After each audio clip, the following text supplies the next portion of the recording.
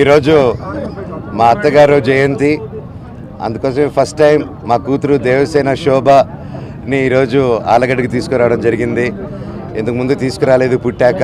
So ఎప్పటి నుంచో ఈరోజు జయంతికి తీసుకెళ్దామని వెయిట్ చేస్తూ ఉన్నాము. అండ్ ఆ రోజు వచ్చింది. అండ్ ఈరోజు మేము ఫ్యామిలీతో పాటు, మా కజిన్స్తో పాటు, ఫ్రెండ్స్తో పాటు ప్రతి ఒక్కరు రావడం జరిగింది. అండ్ ఊర్లో ప్రతి ఒక్కరు ఎంతో ప్రేమగా ఆహ్వానించి మమ్మల్ని ఎంతో ప్రేమగా చూసుకున్నారు.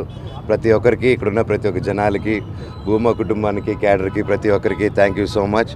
అండ్ అన్ని చోట్ల నుంచి వచ్చిన, రాయలసీమ నుంచి ప్రతి చోట్ల నుంచి వచ్చిన నా ఫ్యాన్స్కి, నా వెల్ విషర్స్కి, నా బ్రదర్స్కి, ప్రతి ఒక్కరికి థ్యాంక్ యూ సో మచ్. మీకు ఎప్పుడు రుణపడే ఉంటాను. Thank you. అది నో కమెంట్స్ అండి. Thank you so much. ఈరోజు మా అత్తగారు జయంతి, అందుకోసం ఫస్ట్ టైం మా కూతురు దేవసేన శోభని ఈరోజు ఆలగడ్డకి తీసుకురావడం జరిగింది.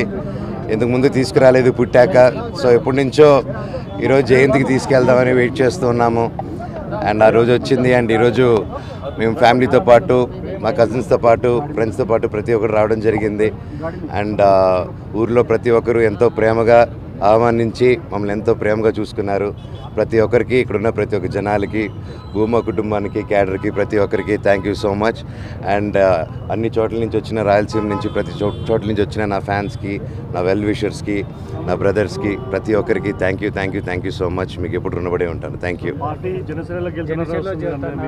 అది నో కమెంట్స్ అండి. Thank you so much.